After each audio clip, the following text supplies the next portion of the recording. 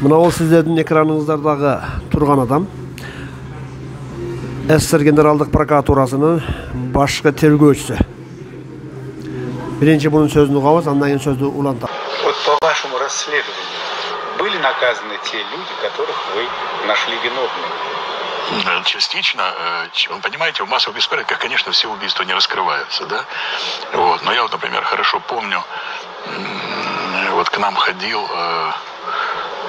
один небольшого роста узбек. Вот каждое утро в течение 2,5 месяцев он был под зданием нашего штаба. Вот. И я приезжал на машине, он сразу подходил ко мне, рвался. Честно говоря, он мне уже даже и надоел. У него пропали 5 детей. В ущелье. Они на пасеках мед держали. И вот он, понимали, что они убиты. Вот помоги. Но мы относились ко всем эпизодам максимально возможно. И где-то через 2 месяца мы нашли группу этих киргизских ребят, которые это убийство совершили. Причем убивали они их страшно зверски. Они на лошадях загнали на гору Тосму. Потом сверху сбросили вниз, туда гнали. Вот.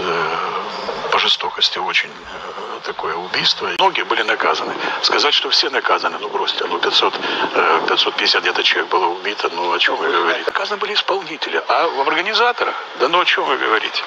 Кто бы позволил тогда подойти к кому?